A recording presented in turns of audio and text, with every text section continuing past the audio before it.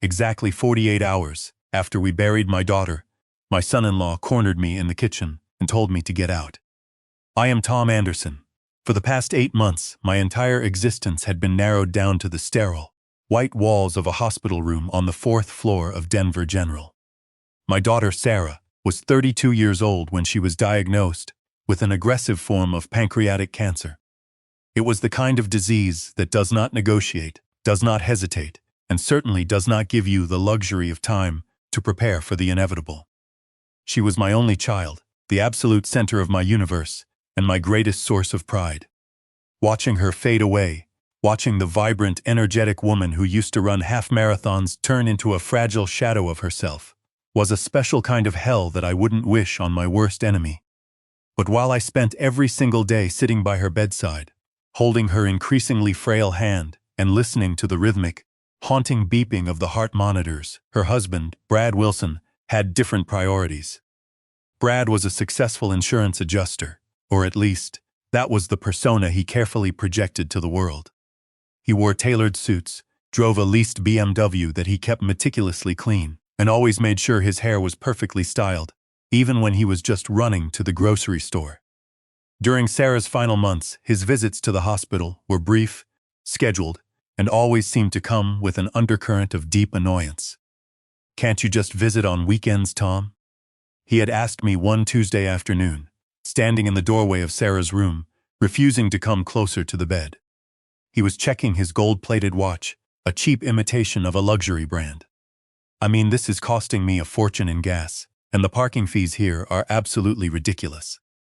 $20 for 2 hours? It's daylight robbery." That should have been my first undeniable warning about who Brad really was.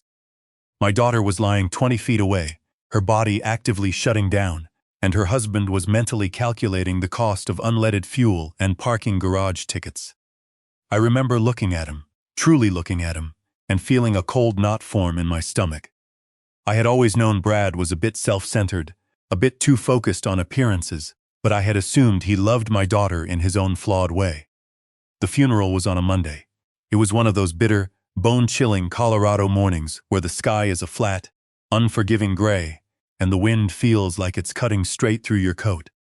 I stood by the graveside, my heart shattered into a million irreparable pieces, feeling entirely hollow inside. Brad stood next to me, accepting condolences from Sarah's friends and our neighbors. He produced tears when the situation required it, dabbing his eyes with a pristine white handkerchief, but I noticed his hand slipping into his pocket to check his phone every 10 minutes. He was texting someone. While his wife was being lowered into the freezing earth, Brad Wilson was quietly typing away on his smartphone. I thought we would grieve together. I naively assumed that, despite our differences, the shared trauma of losing Sarah would force us into some kind of mutual support system. We were, after all, the two people who were supposed to love her the most. I thought we would sit in the quiet, empty house and try to figure out how to navigate a world that no longer had her in it. Instead, Brad waited exactly 48 hours. It was Wednesday morning. I was standing in the kitchen, still wearing the black trousers from my funeral suit because I hadn't had the energy to do laundry or even properly unpack my thoughts. The house was suffocatingly quiet. I had Sarah's memorial program folded in my breast pocket, right over my heart. I was staring out the window at the frost on the lawn, holding a mug of black coffee that had gone cold 20 minutes ago, just trying to remember how to breathe in and out. Brad walked into the kitchen. He was dressed in casual clothes, expensive chinos, and a designer polo shirt. And he didn't even bother to look up from his phone as he leaned against the granite counter. "Look, Tom," he said, his tone utterly casual, as if he were discussing the weather or a minor change in weekend plans. "I've been thinking." I turned slowly to face him. "Thinking about what, Brad?" "This house," he said, gesturing vaguely to the spacious kitchen with his phone. "It's way too big for just one person, and honestly, I need a fresh start. There are too many memories here. It's depressing, you understand, right?" My brain, thick with grief and exhaustion, struggled to process his words. "A fresh start?" "Yeah," Brad said, finally putting his phone face down on the counter. "I need to move on. And practically speaking, you living here just doesn't make sense anymore. I looked into some options for you." He slid a glossy brochure across the island, I looked down at it. It was for a place called Sunset Manor, a budget-assisted living facility on Maple Street. Where am I supposed to go? I asked, my voice barely a whisper. The sheer audacity of the moment hadn't fully registered. My daughter had been in the ground for 2 days. Sunset Manor is nice, Brad continued smoothly, completely ignoring the shock on my face. I looked it up. It's only $1,800 a month. That's very reasonable for Denver. $1,800 a month. On the Social Security income Brad assumed was my only financial lifeline. Brad, I said, trying to keep my hands from shaking. I don't have that kind of money. My Social Security check is $1,400. You know that. He looked at me, and for the first time, I saw the absolute unvarnished truth of who Brad Wilson was. The mask of the grieving widower was gone. In its place was a look of cold, calculating, ruthless entitlement. His eyes were flat, completely devoid of empathy. Well, he said, offering a tight, patronizing little smile. That's not really my problem anymore, is it, Tom? I stared at him, speechless. I mean, let's be honest, Brad went on, crossing his arms over his chest. You've been living here rent-free for 7 years. Most people would call that pretty generous. I've put a roof over your head, let you eat my food, use my utilities. But Sarah's gone now, the charity ends here, rent-free. The words echoed in my head. He actually believed it. For 7 long years, Brad Wilson genuinely believed that he was the benevolent provider, the successful master of the house, graciously allowing his poor, retired handyman father-in-law to occupy the spare bedroom out of the goodness of his heart. He had conveniently ignored the fact that I was the one who bought the groceries every week. He had ignored the fact that I was the one who quietly fixed the plumbing when the pipes froze in 2019, saving him thousands in contractor fees. I painted the exterior of the house. I maintained the HVAC system. I rewired the faulty electrical box in the garage. I mowed the lawn, shoveled the snow, and did every single piece of maintenance required to keep this 4-bedroom, 3-bathroom suburban dream home in pristine condition. Brad couldn't even change a specialty light bulb without complaining about his back. Sarah wanted me to stay, I said quietly, my voice tight. She liked having me close. Sarah is gone, Brad snapped, his voice suddenly sharp and irritated. The mention of his dead wife didn't bring a tear to his eye. It merely annoyed him because it was an obstacle to his plan. Matter of fact, Tom, this is my house now, and I want you out. I didn't argue. I didn't yell. Decades of working in high-stakes environments had taught me that when a man shows you his true colors, you don't try to paint over them. You step back, you assess the battlefield, and you prepare your counteroffensive. I see, I said simply. Brad looked momentarily surprised by my lack of resistance, then visibly relaxed, assuming he had won an easy victory over a broken, powerless old man. I'm glad we understand each other. I'll need the guest room cleared out by the end of the month. He picked up his phone and walked out of the kitchen, already dialing a number. He didn't know it, but Brad Wilson had just made the most catastrophic mistake of his profoundly arrogant life. He thought he knew everything about real estate.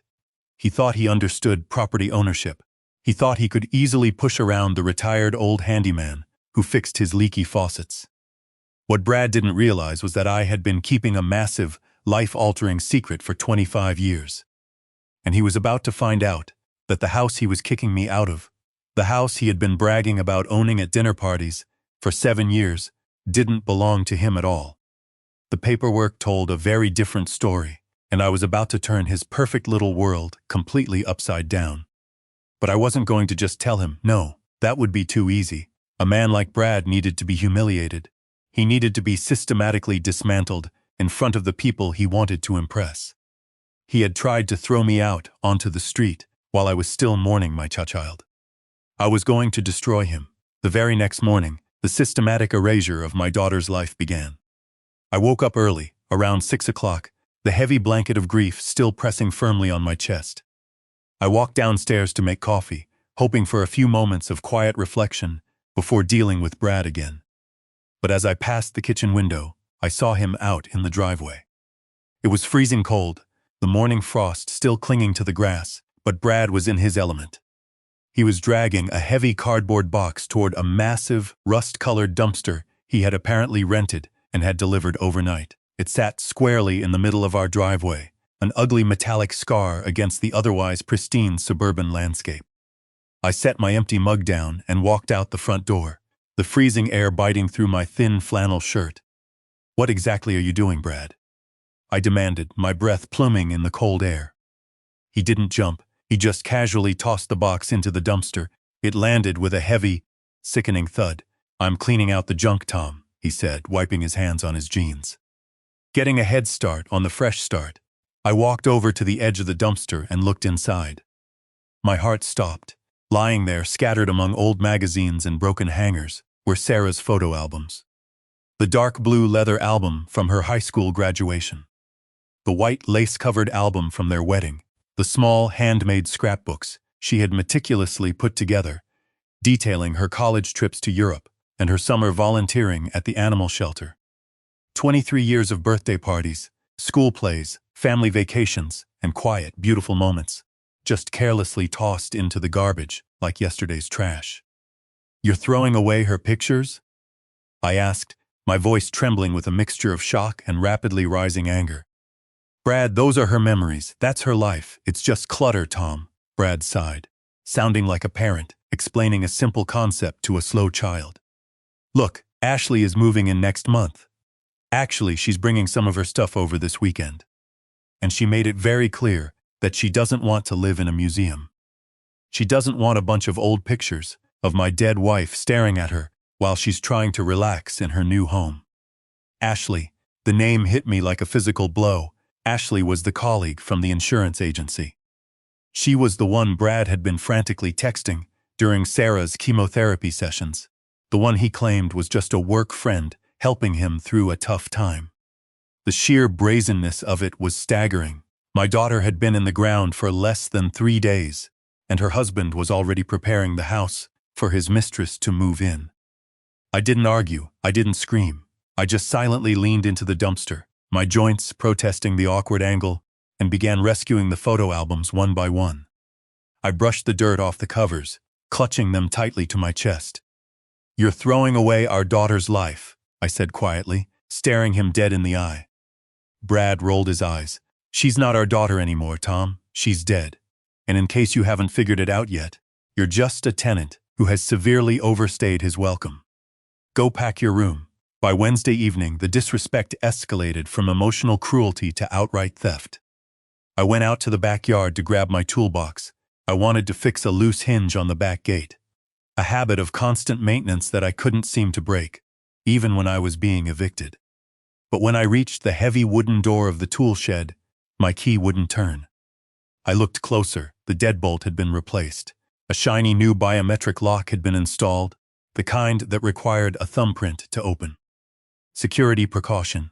Brad's voice drifted over from the patio.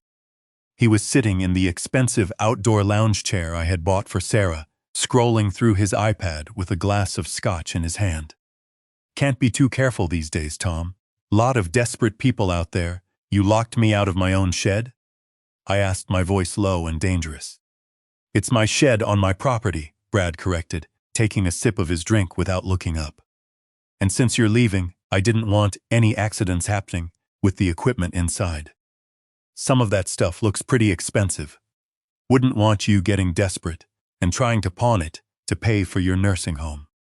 He had no idea. The tools in that shed weren't just standard household hammers and screwdrivers. They were professional-grade equipment I had collected over 40 years in construction and real estate development. There was a Hilti hammer drill worth over $3,000. 2 Festool sanders worth $1,500 each, laser levels, premium hand tools, specialized measuring equipment. The contents of that shed were worth easily $50,000 more than Brad's leased BMW, but Brad just saw a dirty tool belt and assumed it was junk. "Unlock it, Brad," I said. "Those are my tools." "No," he said, finally looking up with a cold smirk. "Like I said, they're on my property. Estate law is pretty clear about abandoned property. Tom, consider it a late rent payment for the last 7 years." That was when he reached into his jacket pocket and pulled out a crisp, white envelope. He stood up and casually tossed it onto the patio table between us. "Here," he said, "consider this your official notification." I picked up the envelope. It was printed on the official letterhead of his insurance office. He had literally stolen company supplies to evict his father-in-law. Inside was a formal 30-day notice to vacate. 30 days? I read aloud, staring at the typed words. You're giving me 30 days to pack up 40 years of belongings, find a new place to live, and start completely over? That's the legal minimum in Colorado, Brad said proudly, as if he had just done me a massive favor.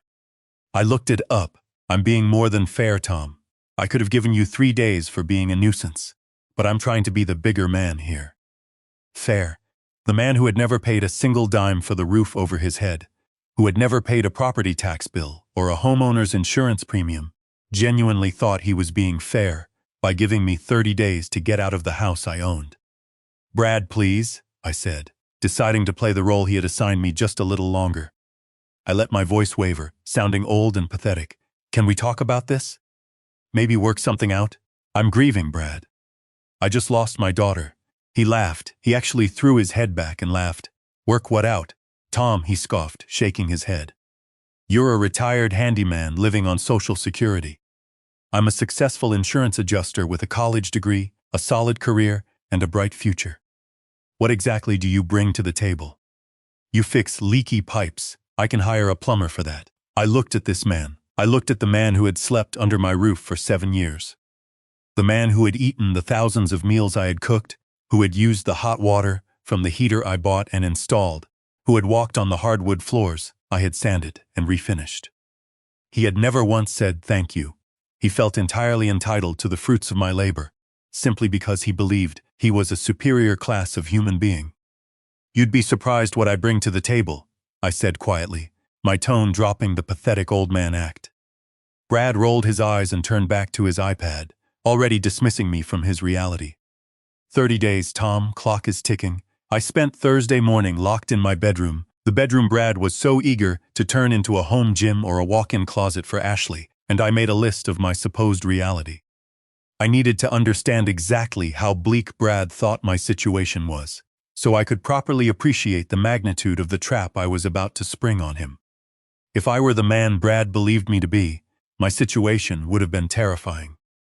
At 63 years old, starting over isn't just difficult, it's financially devastating. I looked at the brochure for Sunset Manor. $1,800 a month was just the base rate.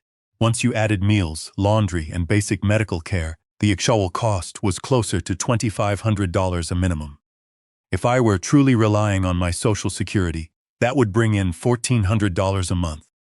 If I had a small union pension from my construction days, maybe that was another $600. Total income, $2,000. The math was simple, brutal, and horrifying. I would be bleeding $500 a month just to exist in a subpar facility. I called a few other assisted living facilities in Denver, just to see the current market rates. Shady Grove wanted $3,200 a month. Mountain View wanted $2,800, plus a massive $5,000 non-refundable deposit. Even the places with known health code violations and depressing, windowless rooms wanted more than my supposed income could cover. If I were the man Brad thought I was, my savings would have been completely wiped out by Sarah's medical bills. The experimental treatments, the co-pays, the out-of-network specialist cancer is a ravenous beast that eats wealth just as quickly as it eats healthy cells. If I were that poor handyman, I would be entirely broke before Christmas, homeless in the freezing Colorado winter, shivering on a park bench while Brad and Ashley drank expensive wine by my fireplace. The cruelty of his actions was absolute. He didn't just want me gone. He didn't care if I died in the gutter. I tried calling a few of Sarah's friends, playing the part of the desperate father-in-law, looking for a temporary couch to crash on. Most of them were incredibly sympathetic, their voices thick with pity, but they were practical. They were young families, with toddlers and their own financial struggles. They didn't have the space or the resources to take in a grieving old man. I even swallowed my pride and called my brother Robert in Phoenix. We hadn't spoken in 5 years, not since a bitter argument over our own mother's estate. Tom, Robert said, his voice hesitant, I'm sorry about Sarah, I really am. But you know my homeowners association has incredibly strict rules about long-term guests. They fine you if someone stays more than 14 days. I just need a few weeks, Rob, I lied. letting desperation bleed into my voice. Just until I can figure out my next move. Maybe it's time to consider a retirement community anyway, Tom Roberts said smoothly, taking the easy way out. Might be good for you to be around people your own age. Play some bingo, take it easy, you can't live with the kids forever, people my own age. As if staying connected to the memory of my daughter was somehow a pathological disease that needed to be cured by isolation in a sterile facility. By Thursday afternoon, the narrative was perfectly set. In Brad's mind, and in the minds of everyone who knew the situation, I was the ultimate charity case. I was a man with zero legal standing, zero financial resources, and absolutely zero options. Brad held all the cards. He possessed the house. He had the legal documentation showing he was Sarah's husband, and he had the sheer, arrogant confidence to bulldoze through any objection I might possibly raise. But Brad hadn't looked deep enough. He never did. Thursday evening, I walked out of my room to get a glass of water, and I caught Brad in the hallway. He was standing outside Sarah's room, holding a small wooden jewelry box. It was her grandmother's box. I watched as he opened it, pulled out the antique pearl necklace that had been passed down through 3 generations of my family, and examined it under the hall light. On the table next to him was a bright yellow receipt from a local pawn shop. My blood ran cold. "That is not yours to sell," I said, my voice cutting through the silence of the hallway like a whip. Brad jumped, nearly dropping the pearls, but quickly recovered his arrogant composure. "Everything in this house belongs to me now, Tom," he said, closing the box with a sharp snap. "Estate law is pretty clear about that. She was my wife, what's hers is mine. And since I have a lot of new expenses coming up with Ashley moving in, I need to liquidate some unnecessary assets." Unnecessary assets. He was talking about family heirlooms. "Put it back, Brad," I warned him. "Or what? You'll sue me?" "With what money? Go back to your room, old man." "Start packing." He turned his back on me and walked away. I didn't yell after him. I just turned around and walked back into Sarah's room. I sat down on her bed, surrounded by the faint scent of her lavender perfume, and looked at the closet. Inside that closet was a heavy, fireproof lockbox where I kept Sarah's important documents. Her birth certificate, her college diplomas, her medical records. But there were other papers in that lockbox, papers that Brad had never bothered to look for, because he arrogantly assumed he already knew everything there was to know about our finances. Papers that detailed shell companies, limited liability corporations, massive property tax payments, and a portfolio that would make Brad Wilson's arrogant head spin right off his shoulders. I pulled out my smartphone and scrolled through my contacts until I found the name I needed. It was time to stop playing the victim. It was time to unleash absolute hell. I tapped the screen and waited for the call to connect. Margaret Patterson's office. A professional voice answered on the 3rd ring. "Maggie, it's Tom," I said quietly. "Tom," Margaret said, her tone shifting to genuine warmth. "I am so sorry about Sarah. How are you holding up?" Margaret had been my attorney for 15 years and a trusted friend since our days at Colorado State University.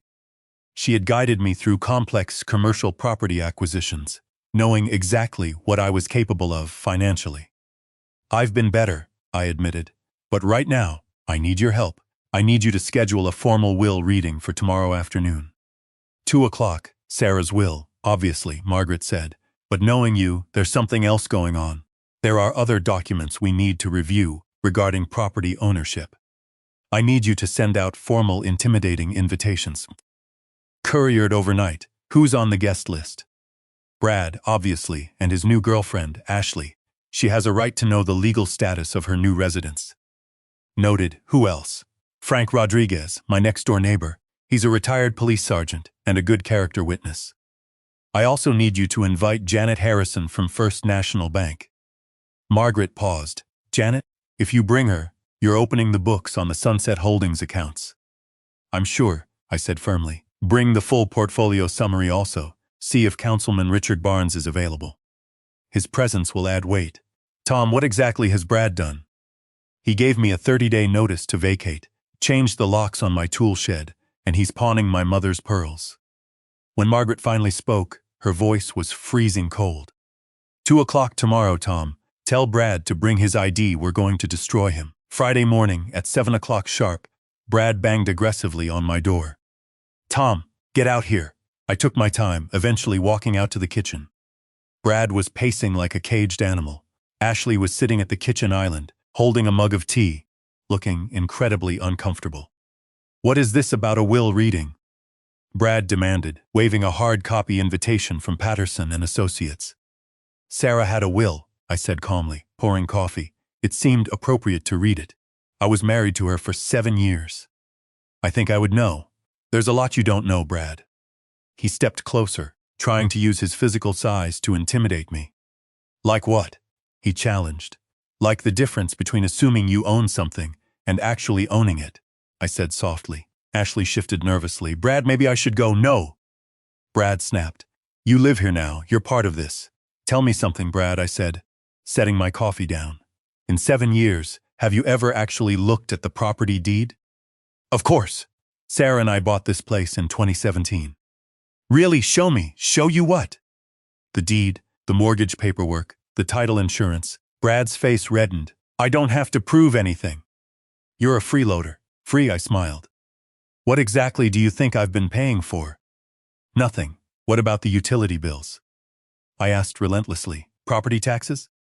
Insurance? Maintenance? When the roof needed replacing in 2020, who paid the $12,000? Sarah handled all that stuff. With whose money, Brad? For the first time, genuine uncertainty flickered across Brad's face. He realized he had never seen a utility bill or questioned where the money came from. The mortgage payments come out of my checking account, he said weakly. Do they? What bank? Who holds the note? Brad opened his mouth, then closed it. He looked at Ashley, horrified. He literally had no idea. First National Bank, I answered for him. I know this, because Janet Harrison is coming to the will reading, with all the account ledgers. You're bluffing, Brad said, crossing his arms. Am I? I pulled out a small, old business card and placed it on the island. Anderson Development Group, established 1995. Thomas J. Anderson, President and CEO. Brad squinted. What is this? My business card, I said smoothly. From back when I was developing commercial properties instead of fixing your leaky faucets. You were a handyman, he said, his voice weakening. Ashley picked up the card. Brad, what is he talking about? Nothing. Brad snatched the card. He's just an old man losing his mind. We'll find out this afternoon, I said, heading toward the hallway. Margaret will be reading property deeds, tax filings, and corporate business documents from the late 90s. It should explain how a poor handyman could afford to live here for 7 years without paying rent. Brad froze, the color draining from his face. What kind of business documents? Oh, and Brad, bring your ID. Margaret needs to verify your legal standing before discussing confidential matters. My legal standing, he whispered. Your right to be in this house. As I walked upstairs, I heard Ashley panicking. Brad, what aren't you telling me? Whose house is this? I don't know, Brad answered, sounding genuinely terrified. I spent the morning reviewing old documents from Sarah's lockbox. Some of these papers hadn't seen the light of day in 2.5 decades. They detailed the creation of Sunset Holdings LLC, the shell company I had used to quietly purchase residential properties around Denver. They contained the financial ledgers showing my continuous, massive payments into the property taxes and maintenance funds. Today, these pieces of paper were going to change everything. At 1:30, I got ready. I pushed aside my flannel shirts, the denim overalls, and the heavy Carhartt jackets Brad was so used to seeing me wear. Behind them, wrapped in protective plastic dry cleaning bags, were my old business suits. I pulled out a bespoke charcoal gray suit I had tailored in London, back when I was actively attending real estate association galas and networking with city planners. I put it on, paired with a crisp white shirt and a subdued silk tie. Then, I opened my nightstand drawer and took out my Rolex Submariner retail value, $18,000. Brad had seen me wear a watch every day for 7 years, but he had never bothered to look closely at it. He never noticed the sweeping second hand, or the distinct bezel. I strapped it to my wrist, the heavy metal cold and reassuring. When I walked downstairs, Brad was frantically tearing through Sarah's papers. Ashley was pacing in the driveway, looking for something? I asked. Brad looked up, his eyes widening in absolute shock at my transformation. "Where did you get that suit?" he whispered. "Same place I got this $18,000 watch," I replied. "Same place I got the $50,000 worth of equipment you locked in the shed." Ashley walked in and stopped dead. "Why does he look like he's going to a corporate boardroom?" Brad couldn't answer. He was finally aware he had made a dangerous assumption about the old man he had been bullying. "Time to go, Brad," I said. "You do not want to miss the opening act." Margaret Patterson's law firm occupied the entire top floor of a sleek glass building on 17th Street. The main conference room was an intimidating space, designed specifically to make opposing counsel feel small. It featured a massive mahogany table that could easily seat 12 people, surrounded by plush leather chairs, with a wall of floor-to-ceiling windows offering a commanding, unobstructed view of the downtown Denver skyline. Today, that beautiful mahogany table was going to be an execution block. I arrived first, exactly as I had planned. Margaret was already there, wearing a sharp navy power suit, looking every inch the ruthless litigator she was. Spread across the table in front of her, like a carefully arranged arsenal, were 3 thick, expandable accordion files, stuffed with documents. "How are you feeling, Tom?" she asked, looking up as I walked into the room. "Like it's Christmas morning, Maggie," I said, unbuttoning my suit jacket and taking my seat at the head of the table. And honestly, for the first time since Sarah had died, I meant it. The heavy fog of grief hadn't lifted, but it had been temporarily replaced by the icy, sharp clarity of impending justice. The guests began to arrive at 10 minutes to 2. Frank Rodriguez, my retired police sergeant next-door neighbor, walked in first. He was carrying a thick manila folder tucked under his arm. He gave me a sharp nod, recognizing the bespoke suit immediately. Behind him came Janet Harrison from First National Bank. She was the epitome of professional banking discretion, carrying a locked leather briefcase. She took a seat next to Margaret, briefly touching my shoulder as she sat down. Then came the main event. Brad walked into the conference room with Ashley clinging desperately to his arm. They both looked terrible. The arrogant swagger Brad had displayed in the kitchen just 2 days ago was completely gone. He looked pale, sweaty, and his eyes darted around the luxurious conference room like a trapped animal looking for an exit. Ashley looked like she was attending a funeral, which, in a financial sense, she absolutely was. They took seats at the far end of the table, putting as much physical distance between us as possible. They were closely followed by the neighbors I had invited. Mrs. Chen from across the street, who always brought over casseroles, the Morrison couple from next door, who owned a local plumbing business, and young Jake Peterson, a software engineer who lived 2 houses down. They all filed in quietly, taking their seats, their faces tight with curiosity. They had all witnessed Brad's atrocious behavior over the past week, and they were eager to see how this drama was going to unfold. The last person to arrive was someone Brad definitely did not expect. City Councilman Richard Barnes walked through the heavy glass doors, flanked by an aide. He was a prominent figure in Denver politics, a man whose face was frequently on the local news. He had worked closely with me on several major commercial development projects over the years, cutting through red tape and helping me secure zoning permits. I had called him in a favor, and he had graciously agreed to attend as a character witness. "Tom Anderson!" Richard boomed, walking straight past Brad and extending a warm hand toward me. "It is so good to see you again, though I am incredibly sorry for the tragic circumstances that brought us here." Brad's jaw literally dropped. He stared at the city councilman, then stared at me. "You two, you know each other?" he stammered, his voice cracking. "Know each other?" Richard laughed, clapping me on the shoulder. "Brad, Tom Anderson developed half the commercial properties in my district. We've been working together for 20 years. He's one of the most respected developers in the county." Ashley grabbed Brad's arm tighter, her fingernails digging into his jacket. "Brad," she hissed, her voice loud in the quiet room. "What is going on here?" Margaret Patterson did not give him a chance to answer. She picked up her wooden gavel. Yes, she actually kept a ceremonial gavel in her conference room for moments exactly like this, and tapped it sharply against the table. "Let's get started, please," she said, her voice cutting through the murmurs. We are here today to officially read the last will and testament of Sarah Michelle Anderson Wilson, deceased March 8, 2024. And we are here to execute her final wishes. She opened the first, thinnest accordion file and began reading. Sarah's actual will was straightforward and relatively simple. She left a few specific pieces of jewelry to her closest college friends. She donated her relatively new Subaru to a local cancer charity. And she had written a beautiful, touching letter to me, thanking me for being her father and telling me how much she loved me. Margaret read the letter aloud, and for a moment the icy anger in my chest melted, replaced by a fresh wave of crushing sorrow. Even Brad looked down at his hands, perhaps feeling a twinge of genuine guilt. But the mourning period for Brad Wilson was about to abruptly end. Margaret carefully closed the first folder and pushed it aside. She placed her hands flat on the mahogany table and looked directly down the length of it, locking her piercing gaze on Brad. "However," Margaret said, her tone shifting from respectful to clinical, "before we can fully execute Sarah's wishes, we need to address some serious discrepancies and questions regarding property ownership that have recently come to light."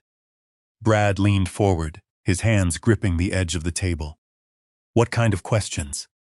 "Questions about who actually holds the legal title to the property where you have been residing for the past 7 years. Mr. Wilson," Margaret said smoothly. "I own that house," Brad said. He tried to sound forceful, but his voice shook violently. "Sarah and I bought it together in 2017. We're on the mortgage. It's our house, are you?" Margaret asked, raising a single eyebrow. She reached into the second, much thicker accordion folder and pulled out a heavy, notarized document with an official county seal stamped on the front page. "This document," Margaret announced to the room, holding it up, "is the official warranty deed for the residential property located at 1247 Maple Grove Drive. It was legally recorded with the Jefferson County Assessor's Office on March 15, 1998. She slid the heavy document across the polished mahogany table. It stopped right in front of Brad. He stared at it as if it were a live grenade. He reached out with trembling fingers and pulled it closer, scanning the dense legal text frantically. "As you can see," Margaret continued, her voice echoing in the silent room, "the property was originally purchased by an entity known as Sunset Holdings LLC for a cash price of $180,000. The legally authorized purchaser's representative on that transaction was Thomas James Anderson." The room went completely dead silent. You could hear the faint hum of the air conditioning vents. "That's..." Brad stared at the document, his eyes wide, his breathing becoming shallow and rapid. "That's impossible. This has to be a mistake. Sarah told me we bought the house. We moved in together."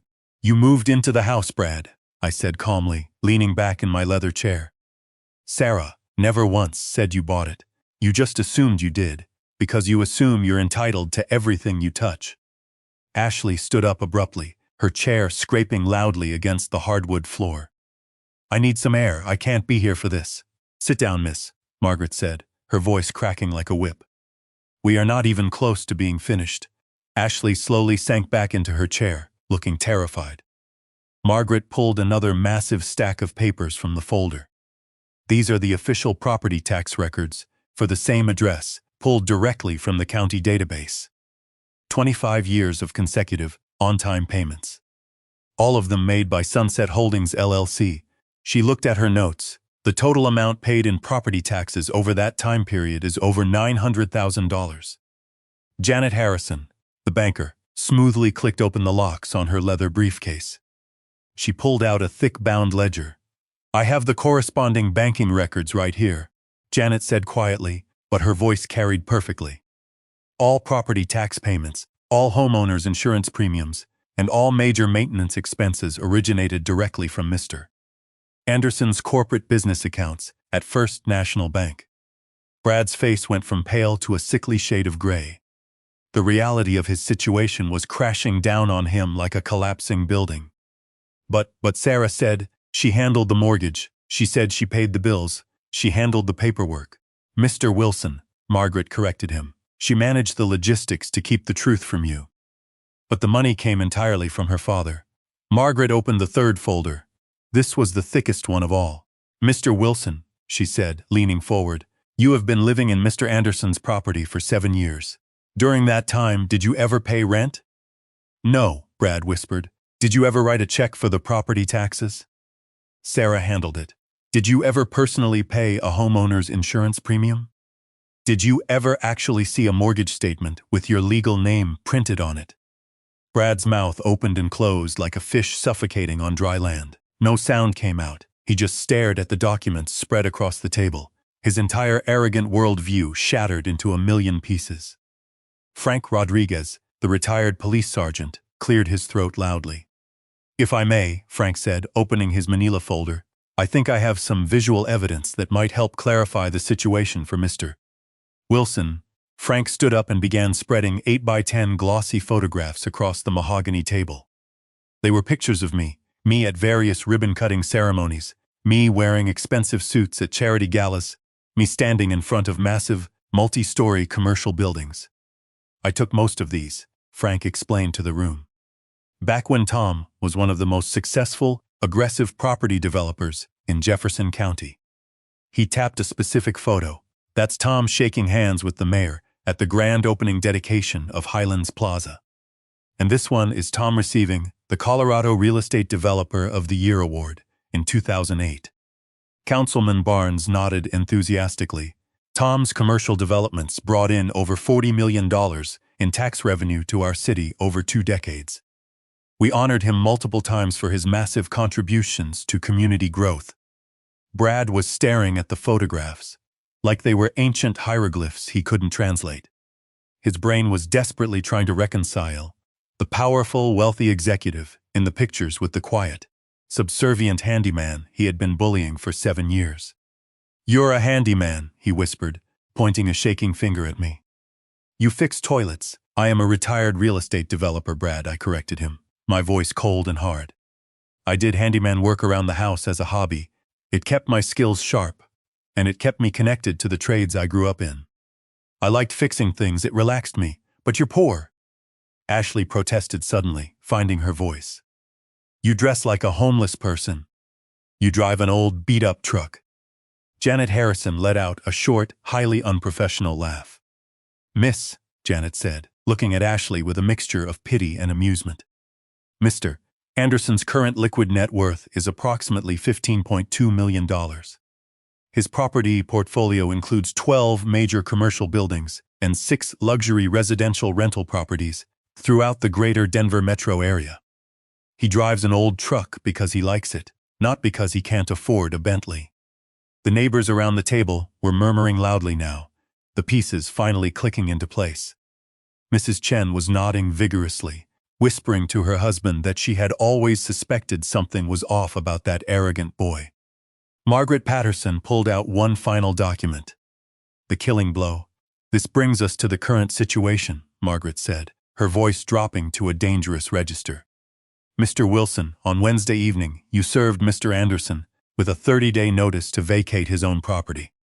You attempted to evict a multi-millionaire from a home he purchased with cash 25 years ago. Is that correct? I didn't know, Brad whimpered, shrinking down in his chair. You also illegally changed the locks on his personal storage facility, actively preventing him from accessing professional construction tools valued at approximately $50,000. Is that correct? Brad's hands were shaking so violently he had to put them in his lap. I thought they were mine, and, Margaret continued, her voice rising in anger, you actively disposed of his late daughter's personal belongings without legal permission, throwing away items of significant sentimental and historical value. Is that correct? Stop, Ashley said suddenly, standing up. Just stop it. I can't listen to this anymore, Brad. We're leaving right now. She grabbed her purse and tugged on Brad's arm. But Margaret wasn't finished, not even close. Actually, you can't leave just yet, Mr. Wilson, Margaret said, picking up her gavel and pointing it at him. We have one more crucial document to review. She reached into the final folder and pulled out a crisp, perfectly ironed, official-looking legal document. It had a bright red court seal stamped in the corner. This document, Margaret announced, her voice ringing with absolute crushing finality, is a formal 30-day notice to quit and surrender possession of the premises legally served by the rightful owner, of 1247 Maple Grove Drive. She slid the document across the long mahogany table. It stopped perfectly over the warranty deed, right in front of Brad's shaking hands. "Congratulations, Mr. Wilson," Margaret said, a cold smile touching her lips. "You are being evicted." The conference room instantly erupted into absolute, unrestrained chaos. Ashley was hyperventilating, leaning against the wall and clutching her chest, taking rapid, shallow breaths into a paper bag she had pulled from her designer purse. Brad was staring down at the formal eviction notice as if it were a venomous snake about to strike him in the face. The neighbors were whispering loudly among themselves, the sound buzzing like a hive of angry bees. I distinctly heard Mrs. Chen lean over and whisper to Frank Rodriguez, "I always knew that boy was living beyond his means. Too much hair gel, not enough character." I just sat there at the head of the mahogany table, perfectly calm, my hands folded neatly in my lap. I watched 25 years of careful planning and 7 years of biting my tongue finally culminate in this single, perfect moment of absolute destruction. Margaret slammed her wooden gavel against the table again, the sharp crack silencing the room instantly. "We are not finished here," she barked. "Mr. Wilson, do you fully understand the legal document you have just been served?" Brad looked up, his face completely drained of color, his eyes wide and panicked. "This can't be legal," he stammered, his voice cracking. "I live there. I've lived there for 7 years. I have rights." "You have squatter's rights," Margaret replied coldly, leaning forward on her elbows. "Which, in the state of Colorado, requires you to openly occupy a property for 18 consecutive years, while personally paying all associated property taxes and fees. You have done absolutely neither of those things." Janet Harrison smoothly opened another folder from her leather briefcase. "I have the complete audited financial history of this entire living arrangement," Janet said, her voice echoing with professional authority. "Mr. Anderson has personally paid every single expense associated with 1247 Maple Grove Drive since 1998. Property taxes, homeowner's insurance, utilities, routine maintenance, major improvements. Everything. The total documented investment in this property comes to approximately $1.4 million, and that doesn't even include the original purchase price." "But I improved the house," Brad protested weakly, desperately grasping at straws. "I put in a new wooden deck in the backyard." "You hammered the nails," Frank Rodriguez interjected smoothly. "I helped him load that lumber into his truck. $1,400 worth of treated wood from Home Depot. Tom paid cash for all of it. I watched him hand over the bills, the hot water heater." Brad tried again, his voice rising in panic. "Installed by Morrison & Sons Plumbing," I said calmly, looking directly at him. "The check came from my corporate account. I have the signed receipt right here, the new double-pane windows." "Anderson Glass Company," Margaret interrupted, consulting her meticulous notes. $8,000, paid in full by Sunset Holdings LLC on September 15, 2019. Ashley was rocking back and forth in her chair now, her hands covering her face. "This isn't happening," she muttered over and over again. "This isn't happening." "Oh, it's absolutely happening, young lady," Councilman Barnes said. Crossing his arms, he turned to me. "Tom, I have to ask, why didn't you ever tell anyone about this arrangement?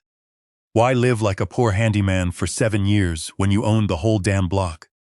"Sarah asked me not to," I said simply. My voice softened as I thought about my daughter. She was embarrassed. Brad couldn't afford the house payments. She thought it would destroy his fragile pride if the world knew her father was secretly subsidizing their luxurious lifestyle. The truth hit Brad like a physical, devastating blow to the chest. He physically recoiled in his chair. Sarah knew. "Sarah set up the entire arrangement," I said, my voice hardening again. "She came to me in 2017, crying her eyes out, because you had applied for a massive mortgage you couldn't possibly afford. The house was about to go into foreclosure from the previous owners. She begged me to step in, buy it through one of my shell companies, and let you live there so you could pretend you were successful." "That's impossible," Brad whispered. Margaret pulled out one final document. "This is a sealed letter from Sarah, written in 2017 and placed in our firm's files for safekeeping. Would you like me to read it into the record?" "Yes," I said firmly. "Read it." Margaret's voice softened slightly as she began to read my daughter's words. Dad, I know this arrangement is going to be incredibly hard on you, playing a background character in your own home. But I need you to know how grateful I am. Brad has such intense pride about being the provider, and if he knew the truth about our finances, if he knew we were completely broke, it would destroy him. He works so hard, but his salary just isn't enough for the life we want together. I promise someday I'll find a way to pay you back for everything. I love you so much for making this possible. Please, don't ever let Brad know. It would kill him to realize he's been living on charity. The silence that followed was heavy and suffocating. Brad was crying now. Genuine tears were streaming down his face as the full, devastating scope of his entire pathetic existence became crystal clear. He had built his entire identity, his arrogant persona, on a foundation of absolute lies funded by the man he despised. She protected you for 7 long years, I said quietly, leaning forward so he could hear every word. She made sure you never had to face the harsh reality of your own financial failures. She made sure you could keep your precious pride completely intact. And how exactly did you repay that incredible kindness? Margaret asked, her voice sharp and merciless. By kicking her grieving father out of his own house before her body was even cold in the ground. Ashley suddenly stood up. The paper bag fell from her lap. I can't do this, she said, her voice shaking with disgust. Brad, I am so sorry, but I absolutely cannot do this.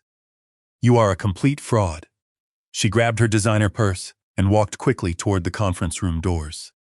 Ashley, wait, Brad called out, reaching a hand toward her. Call me later. We can figure this out. She paused at the door, turning back to look at him with pure contempt. Call me when you figure out where you're going to live, Brad. And don't ever contact my office again. She walked out, the heavy glass door slamming shut behind her. Brad watched her go, completely broken. He turned back to the table, looking at me with dead, hollow eyes. What happens now? Now, Margaret said briskly, you have 30 days to find somewhere else to live. The exact same courtesy you extended to Mr. Anderson, however, I am filing a temporary protective order tomorrow morning that prevents you from removing any items from the property without strict court supervision. But my stuff is there, Brad protested weakly, my furniture. The leather couches Sarah picked out with my credit card. Check the receipts, I said coldly. Everything in that house was purchased with my money through various shell companies to protect your delicate ego. Janet Harrison consulted her records one last time. Furniture and high-end appliances, $43,000. Electronics, $12,000, art and decorations, $8,000, all paid for by Anderson business entities. Brad slumped in his chair, completely and utterly defeated. The confident, entitled insurance adjuster who had cornered me in the kitchen was dead and gone. In his place sat a broken, pathetic man who finally understood the crushing difference between appearance and reality. Tom, he whispered, his voice cracking. I'm sorry, I didn't know. You didn't want to know. I corrected him, standing up and buttoning my bespoke suit jacket. You wanted to believe you were successful, important, and in control. The truth would have interfered with that arrogant little story you told yourself every night. I walked toward the door, pausing just before I left the room. The real tragedy isn't that you're losing the house, Brad, I said, looking back at him one last time. The tragedy is that you never appreciated having it in the first place. The ride back to the house was the most peaceful 20 minutes I had experienced in a week. When I pulled into the driveway, I noticed the for rent sign Ashley had hastily hammered into the lawn was already gone. Smart girl. Inside, the house was a disaster. Brad's belongings were scattered everywhere, clothes thrown into garbage bags, electronics unplugged and stacked by the door. But he wasn't there. A few minutes later, a police cruiser pulled into the driveway. Brad had apparently called them in a last-ditch effort, claiming an illegal eviction.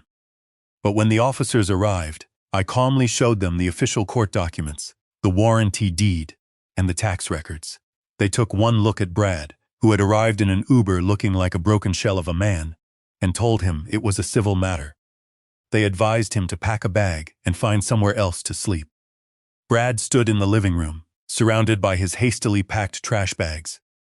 Tom, he said quietly, stripped of all pride, Could I please just have until Monday? Just to figure out where I'm going? I studied his face. The arrogance was completely eradicated, replaced by genuine fear and crushing regret. You can stay until Monday morning, I said finally. But you sleep in the guest room and Brad? You don't touch anything else in this house. No more packing, no more throwing away memories. This is my home, and you will treat it with respect. He nodded, looking incredibly grateful for even that small, basic mercy. Thank you, Tom. Monday morning, Brad Wilson was gone. He moved to Grand Junction to live in his mother's basement and took a low-paying job with a minor insurance firm. 3 months later, he returned briefly to hand me a small box containing Sarah's promise ring, the one I had given her for her 16th birthday. He had started therapy, finally confronting his desperate need to feel important. As for me, I had a neighborhood full of true friends, a massive business portfolio waiting for my attention, and 25 years of beautiful memories in a home that had always been mine. Most importantly, I had the quiet, enduring knowledge that I had honored my daughter's dying wishes while completely protecting my own dignity. I had reconnected with Councilman Barnes and started advising the city on affordable housing projects, finally putting my decades of experience to good use for the community. I had even started dating again, meeting a wonderful woman named Carol who understood exactly who I was, both financially and personally. My life wasn't just moving forward. It was moving forward with absolute purpose, profound dignity, and honest relationships. Sometimes, justice isn't about screaming and violence. Sometimes, the most brutal revenge is simply turning on the lights and letting a toxic person see exactly who they really are. If you are ever dealing with someone who mistakes your quiet generosity for weakness, remember this: true kindness should never require you to sacrifice your self-respect. Setting boundaries isn't cruel, it is absolutely necessary.